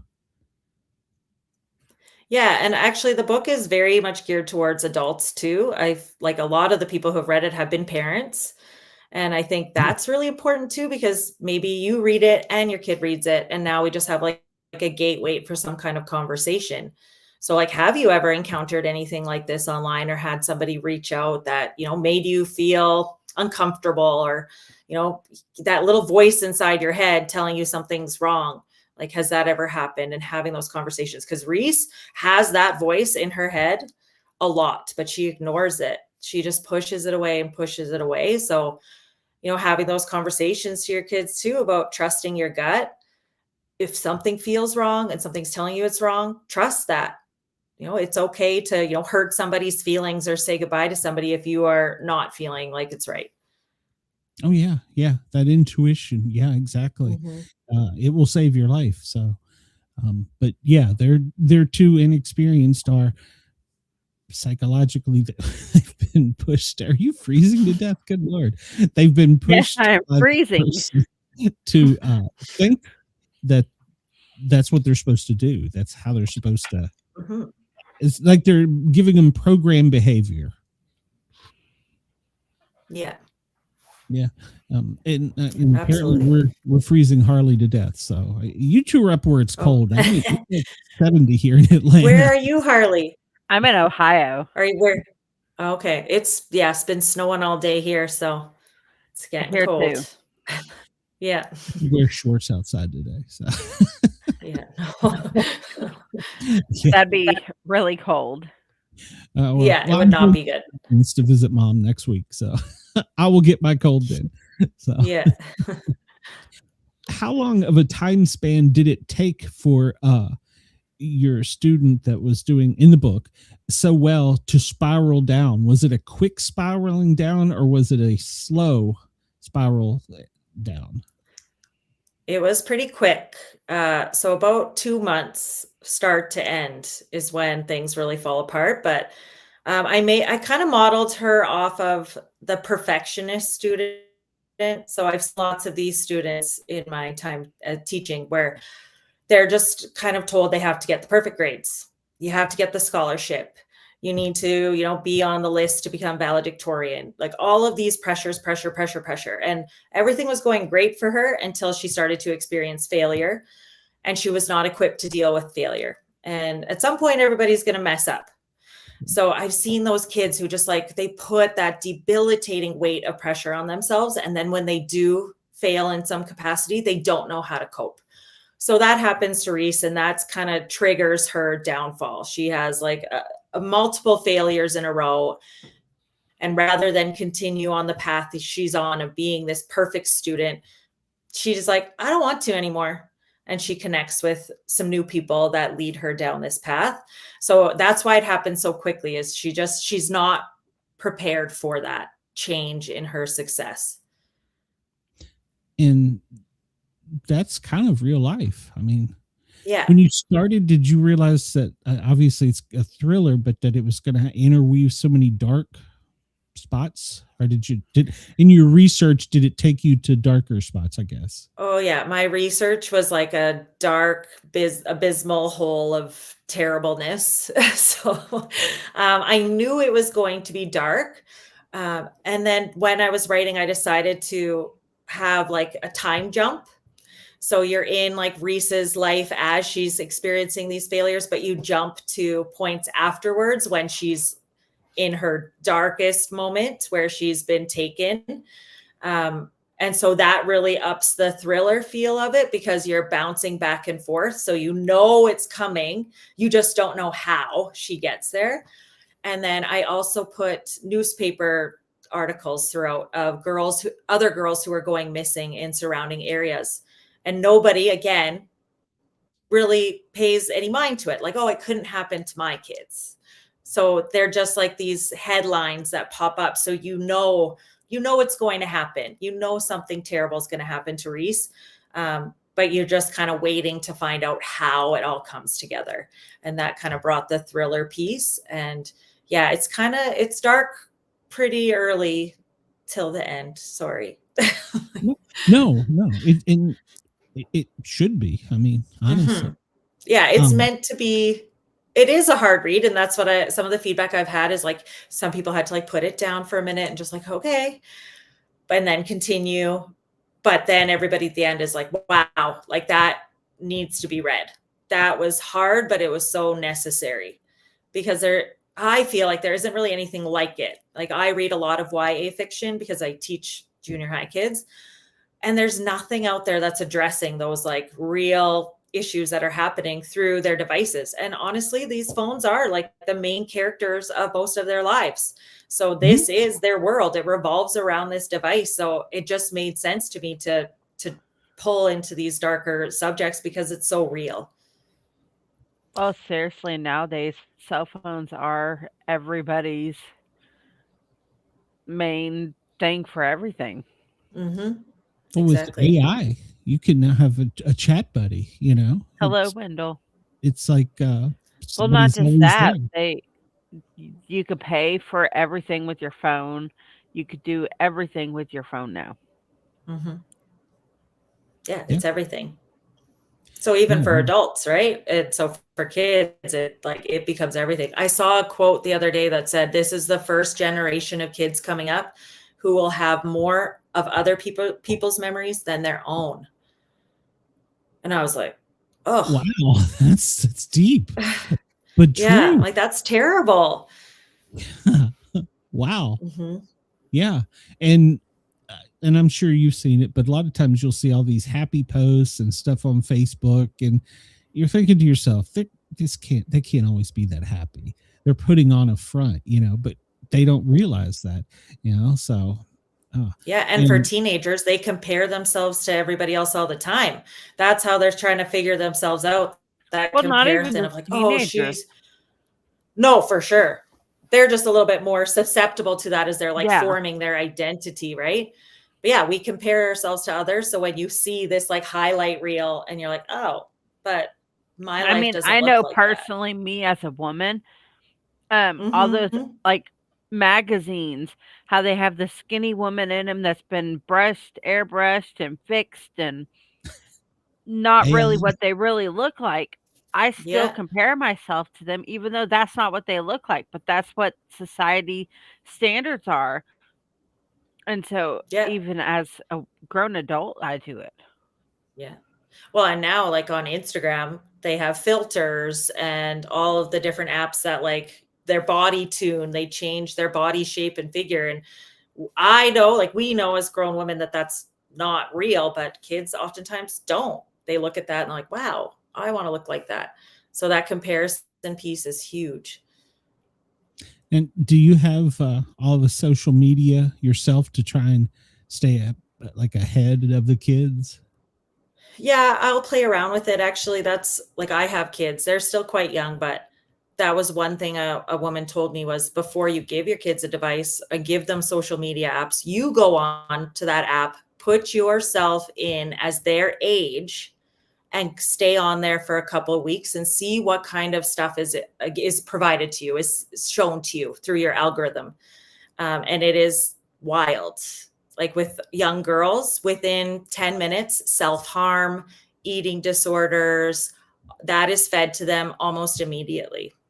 Like, I know personally, my daughter, when she was in public schools, I had to take her out and put her in virtual schools because she was cutting herself. She got in a really bad group of friends, and now she's an adult in high school, and she has thanked me for taking her out of public schools and putting her in the virtual schools because she would not be where she is today if she would have stayed in that public school. Mhm. Yeah, I definitely mentioned the self-harm stuff, like the cutting, because it's almost like the norm for young girls, how many of them do that. And I don't know when that started. It has to have been about 10, 15 years ago where this became almost like just what you did as a young girl. It's unreal how common that becomes. And that type of content gets fed to them too. It almost like glamorizes it. Where Yeah. if you're in a difficult situation, right, that can be confusing. Yeah, as a paramedic, they train us to look for that and identify it when we go to the hospital, like tell somebody. Yeah. And I mean, you would be surprised. Even, well, I'll just tell you real quick. When I was 16, I went to stay with my dad on the West Coast, and series of unfortunate events. We'll leave it at that. He cashed in my ticket, and I couldn't go back to where I was from, Mom, in Washington, D.C. And I went in, he took me into the high school and was registering me. And I sat down with the guidance counselor. I said, "I'm not going to be here one goddamn day. I don't belong here." And I explained to him, what had happened, that he had cashed in my ticket. I'm being held here. I don't want to be here. And he's like, "Okay, well, we'll see you at your first day of class." I'm like, "You didn't listen to what I just said." Mhm. And so, especially as a paramedic, when I see something, I want to alert somebody. But sometimes they don't even pay attention, even with the elderly, because we see a lot of elder abuse, especially the nursing homes.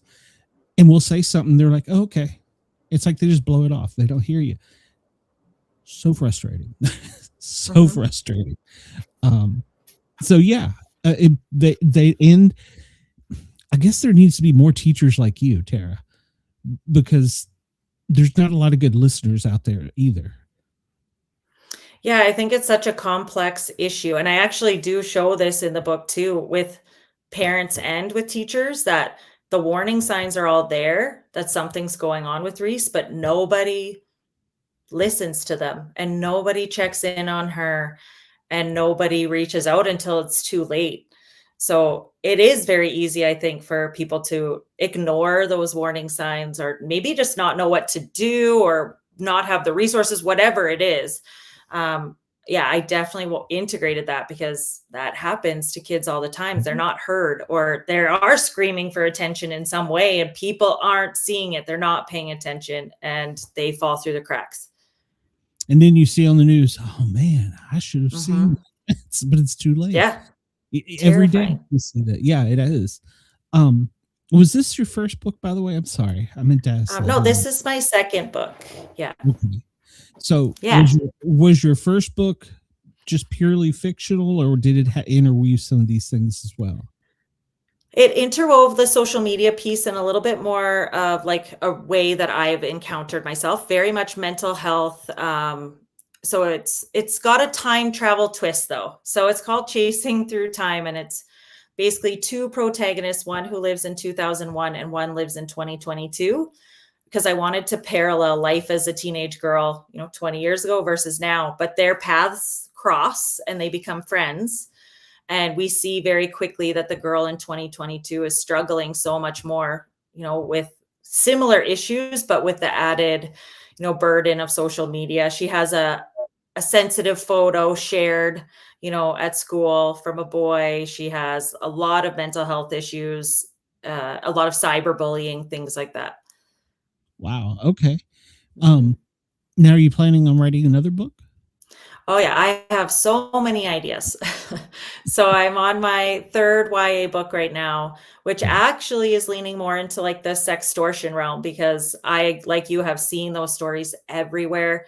So I have my first male point of view, a teenage boy, because they tend to be targeted more so with the sextortion. They are definitely the main targets of that. So I'm working through that right now. And then there's actually a character, and At Least I'm Trying. She helps push Reese into her dangerous situation. And I think I'm going to write a story from her point of view, because she is a very interesting, bad character. So I want to kind of get in her head and show what led her to be part of this grooming process. Have you ever read the book Go Ask Alice? Oh yeah, that was my favorite book as a teenager. So it all makes sense of why I touch on this dark material. Now that I look back, I'm like, oh, okay, this makes sense. Yeah, well, one of our teachers, that was required reading. I think that was in like 9th grade. So, but and the book is stuck. Mine in high school that was kind of on that twisted was A Boy Called It. Okay, I think I have heard of it. It was about the little boy whose parents was beating on him and locked him into the basement. And yes. And then I remember. It was like another series, A Man Called Something, and then another part of it. Like there's 3 books in that. Yeah, I think that book, kids want to read about this stuff. Like it's hard, but like it's so real. And I think kids want to read these like authentic, issues that are happening in the world. Kids at home. Well, not even that. There's those kids at home that are going through that same thing. Absolutely. They can't say anything at school because of the fear of repercussion when they get home. Yeah, I think for me, fiction is a way to learn. Like we think of nonfiction as, what you learn through, but I think fiction, like Go Ask Alice, like that book and like my books, they are fictional. And yes, they're entertaining. They have that aspect. They're fun to read, but you're learning something. You're getting so much vital information through that, through reading all of those books. Oh yeah. I mean, it's still that and Diary of Anne Frank. I mean, those have stuck with me my entire life, so. And those are real books. Yeah. And I mean, when I was in high school, my grandmother worked at this elementary school down the street from me. And she didn't work with like regular kids. She worked with the kids who were developmental delayed because of their parents. So, and some of these kids could go home and go to school and tell you where all the stuff that shouldn't be there was hidden. And my grandma saw some horrible things in that school system. Like, it got to the point my grandma had to stop working because it took a toll on her mentally. Mm-hmm. Yeah, I think as a paramedic, you see those things. As a teacher now, it's becoming more of a reality to see those difficult things, and processing that can be really, really difficult. Yeah. Well, Yeah. and it's even scarier for you as a teacher now with all the fact that kids are coming in with guns, and that I live whole in thing is Canada. scary now. Sorry. Yeah, that does. Yeah. We Yeah. don't Well, have and that here here. in the Sorry. US, we I have that. can't And imagine that. kids are going. Yeah. That's why my daughter, she was going to be an early childhood she was doing early childhood education, but she switched her major because of that. Because Yeah. kids are having to have the metal plates in their backpacks for guns, and schools being shot up. Like, Yeah. that, no. Yeah, that's a reality I have a hard time comprehending. I can't. It's That's funny you crazy. say that, because I'm in a chat group with my old high school alumni in Virginia, and they just recently put in metal detectors in my high school in Virginia, and we're all having like, what the hell? Why is this a thing? In the chat amongst yourself, and we can't believe it's happened there. It's right outside of Washington, D.C., so it's not like it's in a small town, but Mhm. it's like it's just hard for us to even comprehend. And it's, God, I've been gone from high school for like 80 years, so, but it feels like it. Yeah. So, all right, well, so let's try and take a little detour from the dark stuff. What do you do to relax? What do you read? What do you enjoy to relax? Because you've got to get away from this some. I know you do. I do, as a paramedic. Yeah. Yeah, I walk a lot. So every day I have to go for some kind of walk outside just to like clear my head, especially after a hard day. We do a lot of skiing in Canada. I love to ski. Summertime, we like to be on the water, and I read voraciously, and I'll read anything and everything. I love books. So I do a lot of that. That's good. Now, Mhm. if there was another genre that you could write, just any genre, what would it be? I'm having a hard time thinking of writing anything but this. I would love to play around with like dystopian. Like, I love dystopian books, and I feel like what the topics I'm writing about could lend to like creating this, this world overtaken by tech or something, and yeah, just create this dystopian society. I think that would be cool. Yeah. Well, look how much, just from, I'm a kid of the 70s to now, how much things have changed. Imagine somebody born in 2026, down the road, how much things are going to change.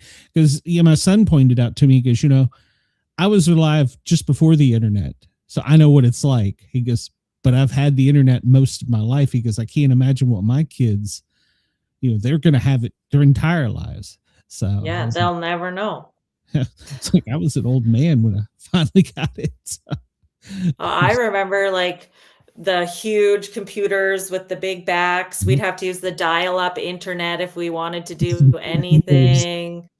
Yes. Yeah, like That's so annoying. that's how sound.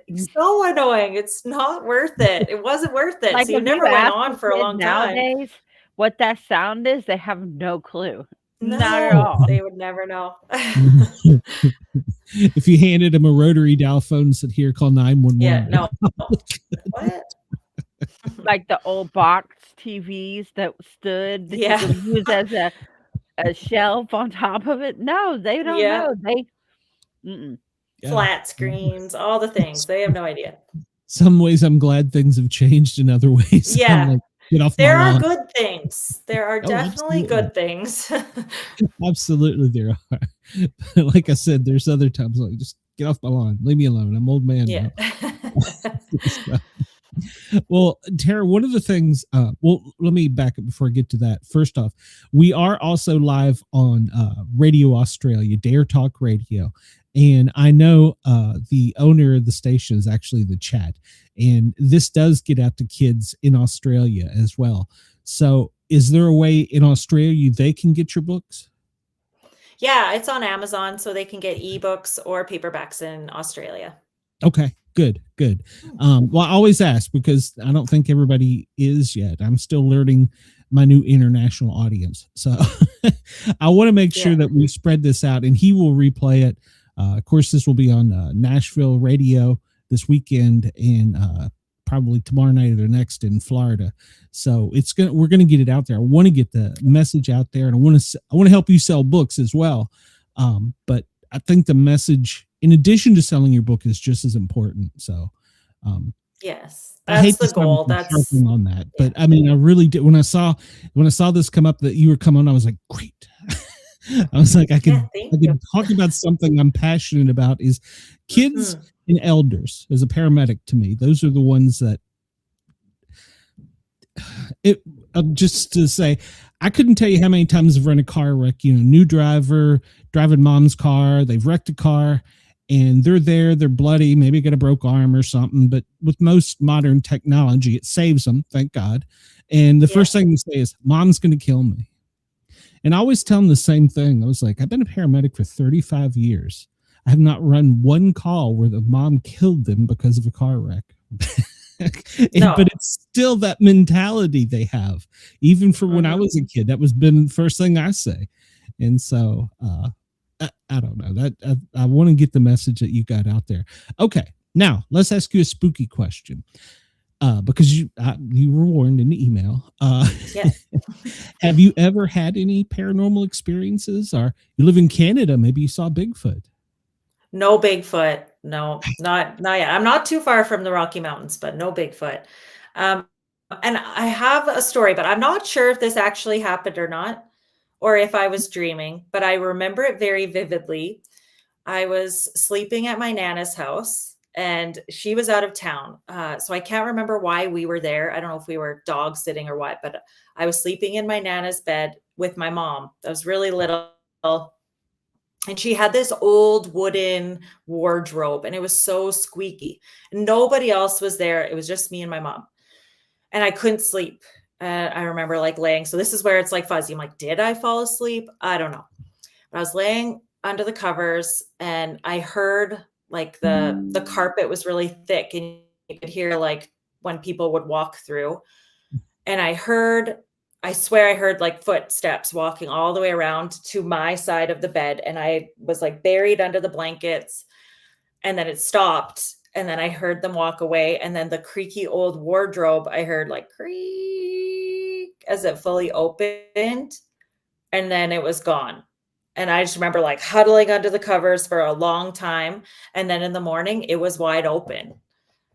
So I don't know what happened. I don't know what it was, but I vividly remember this moment. So I feel like it did.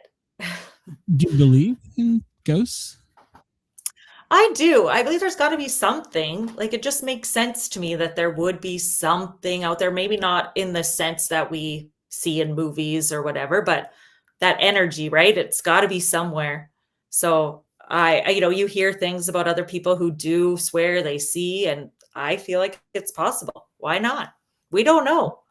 No, and the only way we're going to know is when we cross over. So, exactly. Energy never stops. It's always in motion. So you're right. We're all just creatures of light energy, really. Yeah. It can't be destroyed, right? Can't be created or destroyed. So it's got to go somewhere. Yeah, absolutely. Now, have you ever thought about mixing, I know you said time travel, any paranormal stuff into your books? I'm not opposed to it. I do love that kind of stuff. Like when I think of horror movies, I don't like the slasher flicks or those types of things. I like a good ghost story. Like that's what really freaks me out. So yeah, I'm not opposed to it. Okay. Well, you could write one in. That'd be good. Yeah. I mean, I think kids today would come closer to believing stuff like that than, and probably because of TV, than somebody when I was younger, until I experienced things.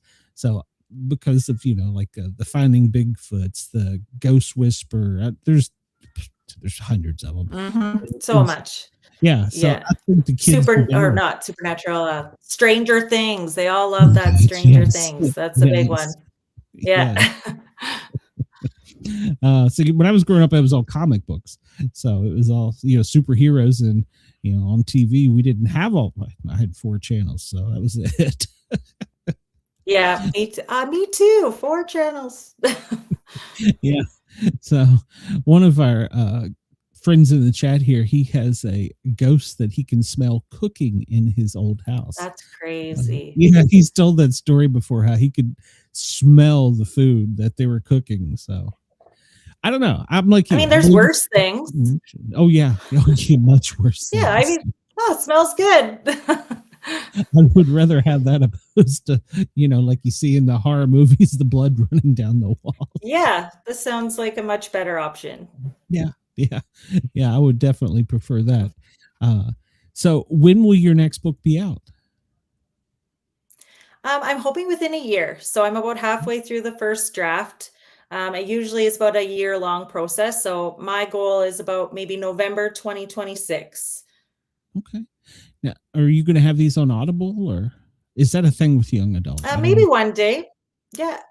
Mostly adults, I feel like, but there are some. Maybe someday. Right now, I'm just going to stick with the paperbacks and the e-readers because that tends to be what most people use. Okay. What author have you fancied yourself after? Yeah. So there's 2 big ones. John Green, he doesn't write anymore. He's retired from writing, but he was a YA author, and I just love everything that he wrote. But I would say currently the author that I feel like I'm most similar to would be Kathleen Glasgow. She writes very real fiction as well for YA. Like she deals with things about self-harm and alcoholism, and just again those like real hard hitting subjects for teens. So she would definitely be like my hero. I love everything she writes, and if I could say I'm anything like her, I would be just lucky to have that talent. That's great. Now, have you met any of your other authors? Have you met either of them? No, I wish I would. Yeah, be probably embarrassing, but no, I have not had the. Yeah, I would be a grown woman acting crazy, but no, unfortunately, not yet. Maybe one day. Brenda says she needs audiobook because she can't read. She has a vision problem. I've got a loyal following in the chat, so that's amazing. So Tara, I'm going to put it in the show notes. I'll have to redo the YouTube page. I will put in there where they can find your stuff. Anything you want to plug while you've got 50-some thousand people listening to you? Yeah. No, I just really appreciate people who take the chance on me. I know I'm a new writer, and people have their like set writers that they tend to buy from. So everybody who's taken the chance, I just appreciate it so much. And I hope people can really see the value in what I'm writing, and take away the subject matter and have those difficult conversations. And it's my way of facing this issue that seems insurmountable. This is my way of speaking up and getting the message out there. So I just appreciate anybody who takes the chance on that. I think you're a great spokesperson for the cause. I will be definitely getting your books for my kids. And I will. Thank you. I will definitely. Well, I'm an avid reader, and I read all of our guest books. Oh, so I will. You are the best. Thank you for the support. She is a avid reader, and I will get a copy for my daughter-in-law and my daughter, because I think the oldest grandchild is 5. So not yet. Not yet. It's a little dark. Well, not to read to them. Yes, I know. Don't do that. Don't recommend. I don't know. They've already let him watch Stranger Things and Venom and all this, and pounding my head into a wall. So, wow. Kara, thank you so much. I'm going to keep in contact with you because, like I said, I'm passionate about this as well. And I would love to have you back with your next book. I would love that.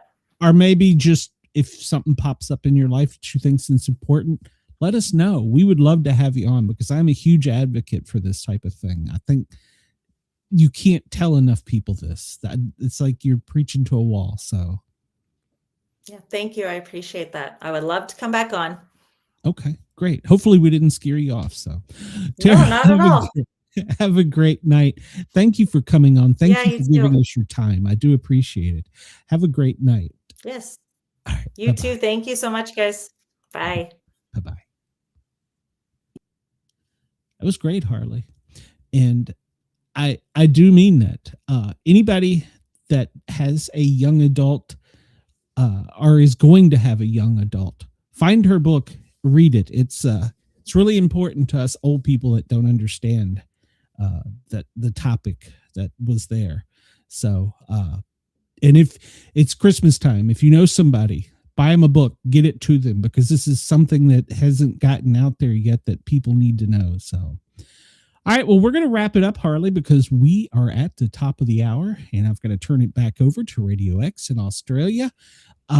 Thank you, everybody. I do appreciate you for tuning in, and I do appreciate your support. Please come over and find us on the YouTube channel. I promise we'll fix this site. We'll get it. I don't know what happened. And I will be tomorrow noon on the Thin Line Rock Station. And then from 2 to 4, my normal Sportcat Daily Gazette, me and Brenda. And next week, Harley and I'll be back with Sportcast. We'll warm up for her. Everybody have a great night. Thank you to all of our listeners. We appreciate your time.